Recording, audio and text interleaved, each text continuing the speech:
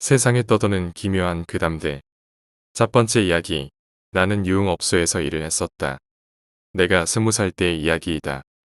나는 당시 유흥업소에서 일하고 있었다. 그곳에는 나 이외에도 점장과 Y씨, K씨라는 남자 사원이 있어서 나름대로 즐겁게 일하고 있었다. 같이 일하는 여자들과도 사이좋게 놀곤 했었다. 내가 일하기 시작하고 반년 정도 지날 무렵 한 여자가 면접을 보러 왔다. 그 여자 이름은 M이라고 했다. 얼굴도 사랑스럽고 스타일도 꽤 좋은 편이었다. 연인 중에서는 모닝구 무스메의 아베 나츠미를 닮았지만 조금 더 귀여운 느낌으로 긴 머리가 눈에 띄는 여자였다. 이런 쪽에서 일한 경험이 없었지만 점장은 면접 후 곧바로 채용했다. 경험이 있는 테크니션보다 아마추어가 더 인기 있을 때였기 때문이다. 다만 그녀에게는 무언가 이상한 점이 있었다. 그것을 처음 눈치챈 것은 Y씨였다.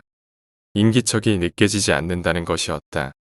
그녀가 아무리 주위를 지나다녀도 아무것도 느껴지지 않았다. 게다가 무엇인가 등골이 오싹해지는 느낌이 나서 기분이 나빴던 것이다. 그 이야기를 술자리에서 점장에게 했지만 기분 탓이겠지라는 정도의 말로 잘 들어주지도 않았다. 어찌 보면 당연한 것이겠지만 그 이후로도 나와 Y씨는 왠지 모르게 M이 신경 쓰였다. 물론 연애 감정 같은 게 아니라 기분이 나빴기 때문이었다. 이상한 일은 그뿐만이 아니었다. 우리 가게는 기본적으로 여자는 자기 방에서 대기하는 시스템으로 손님이 오면 방을 골라 들어가는 것이었다. 하지만 손님이 방에 들어간 후에도 그녀의 방에서는 전혀 소리가 나지 않았다. 혼자 있을 때라면 이해가 간다. 하지만 손님이 들어가 있을 때도 소리가 나지 않았다. 보통 손님이 들어가면 이야기 소리나 여자의 신음소리가 반드시 나기 마련인데도 말이다. 그리고 손님이 돌아간 후에 사용한 수건 같은 걸 밖에 내놓으면 우리가 수거를 하게 되어 있었다. 그런데 그녀만은 아무것도 내놓지를 않았다. 가게가 문을 닫으면 각 방마다 청소를 하게 되는데 그때도 사용한 흔적이 있는 수건이나 로션은 전혀 없었다. 샴푸나 입욕제도 아침에 준비한 그대로 전혀 줄어들지 않은 채였다. 여자가 직접 가져온 것을 쓰는 경우도 있기에 그래서 그런가 싶기도 했지만 그녀는 출근하면서 아무것도 가져오지 않았다. 게다가 손님들도 돌아갈 때는 보통 만족스러운 표정으로 나오지만 그녀의 방에 들어간 손님은 달랐다. 처음에는 귀여운 외모를 보고 들어가지만 나올 때는 왠지 죽은 물고기 같은 눈을 하고 공허한 표정이었다. 전혀 생기가 느껴지지 않는 것이었다. 게다가 단골 손님이 전혀 없었다. 그녀 정도 외모와 스타일이라면 단골이 생기기 마련일 텐데 점장은 이상하네. 많이 서투른가라고 생각할 뿐이었지만 나와 Y씨에게는 심상치 않게 느껴졌다. 그뿐이 아니었다. 그녀의 방을 청소할 때면 다른 것들은 건드린 흔적조차 없는데 머리카락이 비정상적으로 많이 떨어져 있었다. 조금 많은 정도가 아니라 마치 머리를 자른 것 마냥 수도가 막힐 정도였다. 게다가 방에 들어가면 반드시 썩는 냄새가 나고 욕실 옆에 붉은 손자국이 스며 든 것처럼 있었다. 그것도 그녀가 사용했을 때만 말이다. 안에서 이야기도 하지 않고 무슨 짓을 하는 것인가 싶어 나와 Y씨는 무척 신경 쓰였지만 방에 손님이 있는데 들어갈 수도 없었기에 그냥 둘 수밖에 없었다. 그리고 내가 친가에 안 좋은 일이 있어 3일 정도 가게를 쉬게 되었다. 도쿄로 돌아가기 전날 새벽 2시 Y씨에게 전화가 왔다. 어째서인지 목소리가 무척 떨리고 있었다. 하, 하, 장난 전화인가 싶어 끊으려는 순간 목소리가 들려왔다. 애쓰냐? 나다. 역시 M은 이상해. 가까이 가지 마라. 왜 그러세요? 무슨 일 있으신 거예요? 나는 귀신 같은 건 안 믿지만 M은 분명 살아있는 사람이 아니야. 네. 나 위험할지도 모르겠어. 어쩌면 좋지. Y씨는 진심으로 무서워하고 있는 것 같았다. 자세한 이야기를 묻자 처음에는 가까이 하지 않는 게 좋다던 Y씨였지만 나의 끈질김에 져서 조금씩 이야기해 주었다. 아무래도 내가 없는 사이 Y씨는 M을 조사했던 것 같았다. 가게가 끝난 뒤 이력서를 보고 주소를 찾아갔던 것이다. 거기에는 맨션이 있었지만 그 방에는 아무도 살지 않았다. 게다가 그곳의 거주자는 몇 개월 전에 손목을 잘라 자살해서 그 이후로 계속 빈방이었다는 것이었다. Y씨는 옆집 사람에게 이력서에 있던 그녀의 사진을 보여주며 이 사람이 자살했나요? 라고 물었다. 그러자 맞아요. 꽤 귀여운 여자였는데 라는 대답이 돌아왔다. 이때 Y씨는 본능적으로 무엇인가 위험하다는 것을 느꼈다고 한다. 그리고 다음날 그는 결국 그녀의 방을 들여다보았다고 한다. 나 봐버렸어. 봐버렸다고. 솔직히 후회하고 있어. 뭘 보신 건데요? 나는 뭔지 모를 공포에 휩싸여 목소리가 떨리고 있었다. 알았지? 절대 가까이. 거기까지 Y씨가 말했을 때 전파가 흐트러지며 지지직거리는 소리가 나며 전화가 끊어졌다. 여기까지 들은 것만으로도 나는 너무나 무서웠지만 솔직히 전부 믿을 수는 없었다. 확실히 애매 주변에는 기분 나쁜 일들이 많았지만 영혼의 존재를 부정하고 있던 나에게는 이해할 수 없는 것 투성이었기 때문이다. 게다가 아무리 신경이 쓰였다고는 해도 이력서를 보고 찾아가다니 좀 과한 거 아닌가 라는 생각이 들었었다. 하지만 그렇게 생각할 수 있는 것도 그때뿐이었다. 도쿄에 돌아온 첫날 전화를 했을 때만 해도 그렇게나 무서워하고 있었는데 Y씨는 아무 일도 없던 것처럼 일하고 있었다. 나는 일이 끝난 뒤 Y씨에게 말을 걸었다. 그러자 Y씨는 묻지 마. 부탁이니까 묻지 말아줘. 라는 한마디를 남길 뿐이었다. 그리고 그는 그 다음날 지옥국에서 기다리고 있는 사람이 있어. 라는 수수께끼의 말을 남기고 사라졌다. Y씨의 소식이 끊기고 한 달 정도 후 그는 M의 이력서에 써있던 주소에서 사체로 발견되었다. 근처 거주자가 악취 때문에 경찰에 신고했더니 그 방에서 Y씨가 죽어 있었다는 것이었다. 변사체였기 때문에 사인을 알기 위해 해부까지 했지만 결국 자살로 판명되었다. 사인 자체는 질식사로 희귀한 것은 아니겠지만 대량의 머리카락이 기도와 식도에 가득 차서 그것 때문에 사망했다는 것이었다. Y씨가 없어지자마자 M의 머리카락이 단발이 되었다는 것을 그때 나는 눈치챘다. 설마 하면서도 나는 공포에 질렸다. 그토록 온몸이 떨리는 공포는 태어나서 처음이었다. 그 여자는 도대체 뭘까? 그리고 이틀 뒤 이번에는 점장이 사라졌다. 지옥국에서 기다리고 있는 사람이 있어. 라는 같은 말을 남긴 채 그리고 점장이 사라지고 일주일 후 M도 가게를 그만뒀다. 도대체 M이 어떤 존재였는지 이제 와서는 알 도리가 없다. 다만 내가 나중에 안 바로는 내가 일하기 2년 전 M과 같은 이름의 아이가 그 가게에서 일하다 자살했다는 것뿐이었다. 실제로 그 아이가 귀신이었는지는 모르겠지만 내가 태어나서 처음으로 겪은 공포였다. 두 번째 이야기, 생존 본능. 친구 동생은 고등학교 3학년인 학생입니다. 대부분이 그러하듯 그 나이엔 수능을 위해서 늦게까지 학교에 남아 공부를 합니다. 그날도 동생은 어김없이 제일학습에 지친 몸을 이끌고 늦은 밤에 집으로 돌아오는 길이었습니다. 어둑한 골목길을 따라 무겁게 발걸음을 옮기며 아파트에 다다를 때쯤 등 뒤로 낯선 인기척이 느껴졌습니다. 누군가 따라오는 것 같아 돌아보면 아무도 없었습니다. 동생은 피곤해서 예민한 탓이라고 자신을 달래며 아파트 앞까지 도착했습니다. 일은 겹친다고 마침 그날은 엘리베이터 점검날. 오후에 끝이 나기로 했었지만 어째서인지 내일까지도 점검이 이어져 어쩔 수 없이 계단으로 자신의 집까지 올라갈 수밖에 없었답니다. 몇 층을 오른 뒤 다음 층을 오르기 위해 걸음을 내딛는 순간 무언가 이상한 걸 느꼈습니다. 분명 계단을 오르는 건 자신밖에 없는 것 같은데 발걸음 소리가 엇박으로 나고 있던 것입니다. 동생은 이상한 느낌에 걸음을 멈추고 계단 옆에 틈새로 아래를 봤습니다. 자신이 있는 곳에서 두 층 밑에 불이 켜져 있었습니다. 분명 사람이 없다면 껴져 있을 텐데 미친 듯이 계단을 뛰어 올라갔답니다. 하지만 자신과 점점 좁혀오는 걸음소리에 겁에 질려 급하게 계단을 빠져나와 살려달라고 고함을 쳤습니다. 동생 집은 복도 끝에 있어서 한참 뛰어가는데 그 순간 철컥하고 잠기는 현관문 소리와 체인이 걸리는 소리가 들리더랍니다. 그것도 한두 집이 아니라 그 층에 있는 여러 집에서 철컥철컥하는 현관문을 재점검하는 소리가 들렸던 것입니다. 다행히도 동생은 집에 무사히 들어갔지만 자기를 뒤따라오는 발걸음 소리보다 이웃들의 현관문을 다시 잠그는 소리가 더 무서웠다고 합니다. 세 번째 이야기, 30년 전의 공군 훈련소 괴담. 1994년 10월 공군에 입대했습니다. 진주 공군 교육사라는 대한민국 공군의 유람이라고 불리는 곳이었는데 소문에는 공동묘지였던 곳을 평당 10원 주고 사서 재개발했다고 합니다. 아니나 다를까 훈련소에는 기묘한 이야기들이 많았습니다. 사주 기본 군사훈련을 마치고 6주의 특기 교육을 위해 당시 정비대대 내무반의 배치를 받아 시설 근무를 했습니다. 시설 근무란 각 내무반과 화장실, 세면장 등의 고장난 시설을 고치는 임시 보직입니다.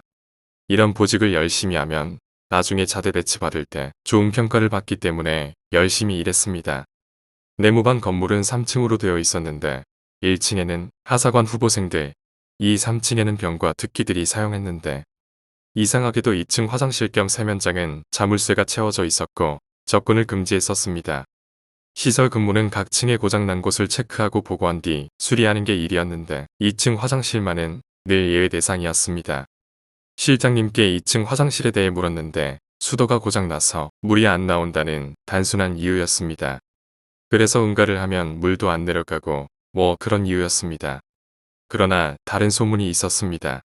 한 훈련병이 훈련 생활에 고초를 이기지 못하고 2층 첫 번째 대변기에서 천장에 석고판을 뜯어낸 듯 골조의 혁대로 목을 매달아 자살을 했다는 것이었습니다. 어느 날 공군본부에서 검열을 나온다고 2층 화장실을 수리하라는 명령이 떨어졌습니다. 저는 기회다 싶어서 2층 화장실 괴담 따윈 없다. 수리 풍책글을 확실히 해서 좋은 인상을 받아야지 라는 생각으로 당장 2층 화장실로 달려갔습니다. 먼저 들어가자마자 첫 번째 대변기를 살폈는데 이런 정말 변기 위에 석고판이 마치 손으로 거칠게 잡아 뜯은 것처럼 어둡게 휑하니 뚫려 있는 겁니다. 그래도 설마 하며 변기에 물을 내렸더니 변기 특유의 소용돌이를 그리며 물이 내려가는 겁니다. 그래, 고여있던 물이었으니 내려갔겠지.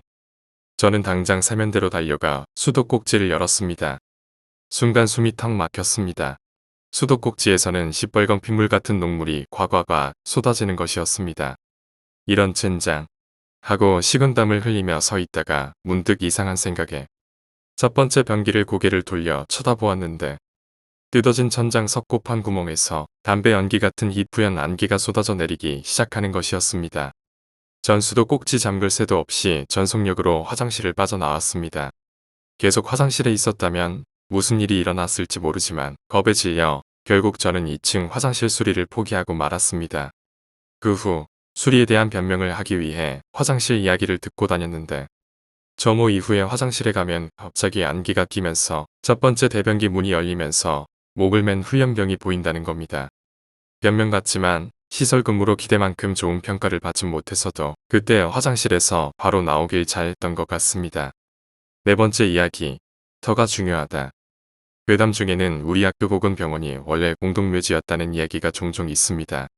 저는 그다지 믿지 않고 그저 괴담이라고 생각했었는데 그 일을 겪고 나서는 정말 터가 중요하다고 느끼게 되었습니다. 제가 중3이 되던 해 2006년에 저희 가족은 아버지 사업을 계기로 중국 대련으로 이민을 가게 되었습니다. 대련의 집값이 싼 편은 아니지만 한국에 비하면 비싼 편도 아니기에 아버지께서는 대련 시내가 아닌 외곽의 바다가 보이고 뒤에는 산이 있는 꽤 좋은 단지를 고르신 듯 했습니다. 그래서일까요? 그 단지에는 한국인들이 꽤 많이 거주하고 있었습니다. 단지 이름은 하이창 신청입니다. 제가 살았던 동은 17동 501호였습니다. 그 아파트 단지는 산을 깎아서 만든 단지였는데요. 그래서 입구부터 맨 마지막 앞에 건물까지 가려면 경사를 5에서 10분 정도 올라가야 했습니다. 제가 살던 곳이 바로 맨 마지막 건물이었습니다. 비록 입구랑 멀어서 불편한 점도 있었지만 바로 뒤에 산이 있고 또 건물 중 제일 높았기 때문에 바다도 잘 보이고 해서 딱히 큰 불만은 없었습니다. 바닥과 벽지색이 진한 고동색인데다가 천장도 높았기 때문에 대체적으로 뭔가 쾌한 분위기가 풍기고 한국 평수로 대략 60평 정도였는데 부엌에서 부모님 방까지는 소리쳐도 잘 들리지 않았습니다. 그건 아마 거실과 방 두 개를 가르는 문의 역할도 컸을 거라고 생각합니다. 왼쪽에 거실이 있고 문이 하나 있었는데 그 문을 열고 들어가면 왼쪽과 맞은편으로 방 두 개가 있고 그곳이 제 동생과 부모님 방이었습니다. 제 방은 그 문에서 멀리 떨어진 부엌 맞은편 작은 방이었습니다. 그런데 유독 그 집에서 이상한 일들이 많이 있었습니다. 하나는 거실 TV 아래쪽 서랍이 4개가 있었는데 그중 서랍 하나가 아주 천천히 저절로 열리곤 했습니다. 만약 집이 약간 기울어서 그랬다면 왜 다른 서랍들은 움직이지 않았을까요? 금방 열리는 것도 아니고 몇 시간을 두고 천천히 열리기에 더 미스터리였던 것 같습니다. 나중에는 아버지께서 그 서랍을 고치기 위해 듣기까지 하셨지만 이상한 점은 발견하지 못하셨습니다. 결국 테이프로 붙여서 나오지 않게 하는 방법밖에는 없었습니다. 또 하나는 거실과 방 두 개를 가르는 문이 저절로 열리곤 한다는 것이었습니다. 물론 여름이나 봄에는 다른 창문을 열어놓으면 바람에 의해서 저절로 열릴 수도 있지만 저희 가족이 이민 갔을 때는 1월 달이므로 그렇지 않아도 추운 겨울날 창문을 열고 있을 리는 만무했습니다. 그런데 이상하게도 밤에 혼자 영화를 보려고 거실에 앉아 있으면 잘 닫혀있던 문이 삐거덕거리면서 천천히 열리는 것이었습니다. 나중에는 아예 밤에는 혼자 나오지 않았습니다. 그렇지만 소리를 들으면 여전히 열린다는 것을 알 수 있었습니다. 그렇지만 정말 이상했던 점은 어느 가을에 일어났습니다. 가을 어느 오후에 저는 혼자 베란다에서 책을 읽고 있었습니다. 그때 무심코 산을 바라봤는데 해바라기가 가득 심어져 있고 햇살이 너무 아름다워서 흰둥이를 데리고 산을 올라야겠다고 결심했습니다. 그러고 음악을 들으면서 산을 올랐습니다. 그런데 그 산은 보통 한국의 큰 산이 아니라 아주 얕은 야산이고 또 위에서 보면 누가 뭘 하고 있는지 훤히 보이는 산이었습니다. 고작 10층 정도의 높이였을 겁니다.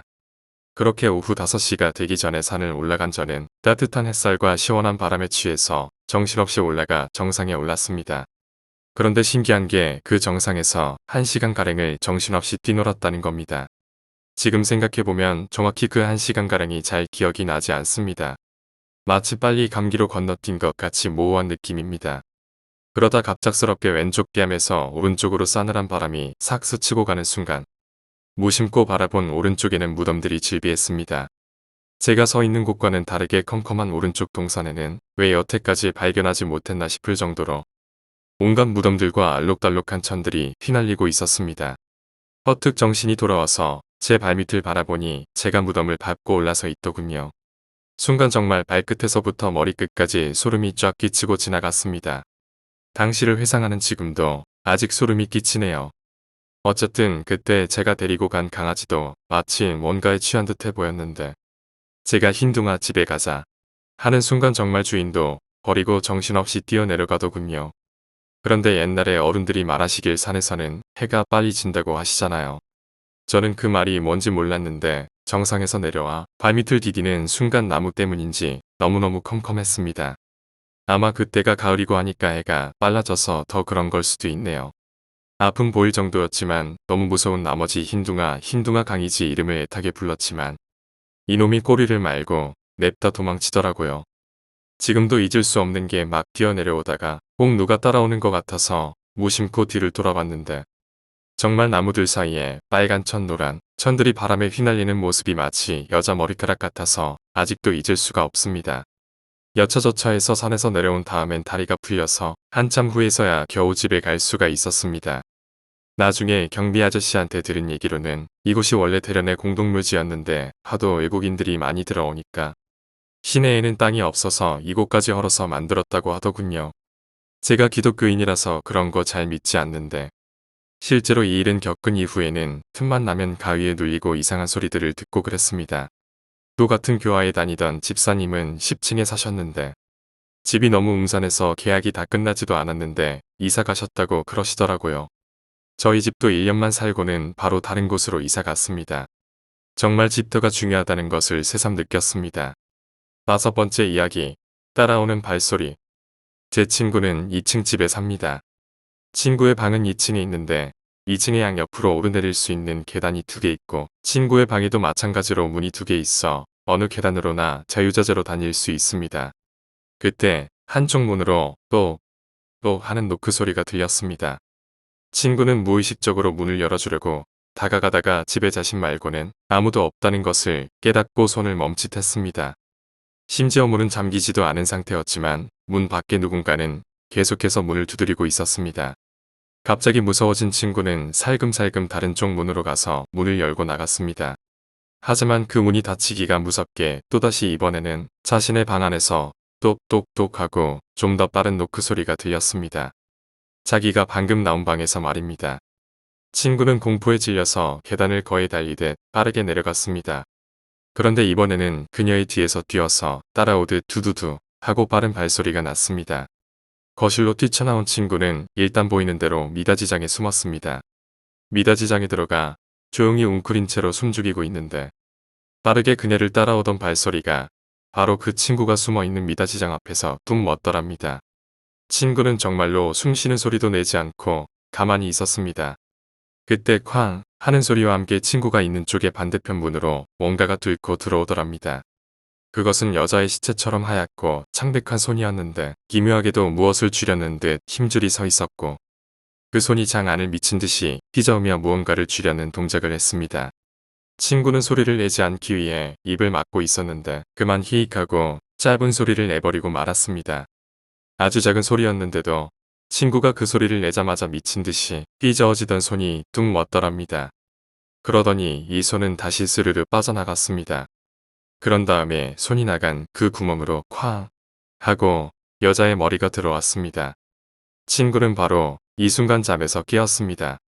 잠에서 깼을 때 온몸에 땀이 흠뻑 젖어 있었다고 합니다. 그 여자의 얼굴은 정말 죽은 사람처럼 기묘하게 일그러진 기이한 형상이었는데 삐둥그렇게 뜬 시뻘겋고 붉은 눈과 거의 귀까지 찢어지다시피 한 미소가 계속 생각나서 친구는 한동안 일어나지를 못했다고 합니다. 그 미닫이장은 원래 거실에 있던 붙박이 가구였는데 친구가 그 미닫이장을 너무나 두려워했지만 붙박이라 뜯어내기가 곤란한 상황이었고 결국은 문만 뜯어서 이불장으로 사용하기로 했다고 들었습니다. 하지만 친구는 아직도 그 미닫이장 가까이 가면 뒤를 따라오는 발소리가 들리는 것 같아 무섭다고 합니다. 6번째 이야기, 원장님의 행동. 저는 고등학교를 졸업하자마자 미용실로 취업했습니다. 제가 다니던 미용실은 4층 건물이었는데 건물주가 저희 원장님이셨습니다. 원장님은 토속신앙을 굉장히 신뢰하시던 분이셔서 건물 곳곳에 부적 붙이시거나 1년에 한두 번 고사를 지내거나 했습니다. 2층이 미용실이었고 미용실의 수건 등은 옥상에 널곤 했는데 낮에도 옥상으로 올라가는 계단에 있는 부적들을 보면 기분이 묘해지곤 했습니다. 그날도 고사를 지내는 날이었습니다. 저는 모태신앙으로 어려서부터 성당을 다니고 있어서 고사 지내는 동안 지켜보기만 했습니다. 물론 절도 하지 않았습니다. 고사를 지내본 적이 없어서 몰랐는데 고사가 시작되기 전에 고사떡을 건물 곳곳에 놓아두고 와야 한다고 했습니다. 직원들 각각이 이곳저곳을 정해서 놓고 오기로 했습니다. 막내인 제가 맡은 곳은 옥상 바로 아래 3층. 대낮에도 음산하게 어두운 느낌의 곳이라 무서웠지만 이체 속도로 내려놓고 뛰어내려왔습니다. 그런데 고사가 끝나니 각자 떡을 놓고 온 곳에 다시 가서 가져오라는 겁니다. 아까 한 번도 무서웠는데 다시 가야 한다는 생각에 다른 사람과 함께 가고 싶었지만 각자 흩어져서 가야 하기에 어쩔 수 없이 혼자 갈 수밖에 없었습니다. 한 계단 3층을 향해 올라가는데 3층에 올라서서 저는 얼어붙고 말았습니다. 도저히 떡을 가져 올 수 없는 광경이었습니다.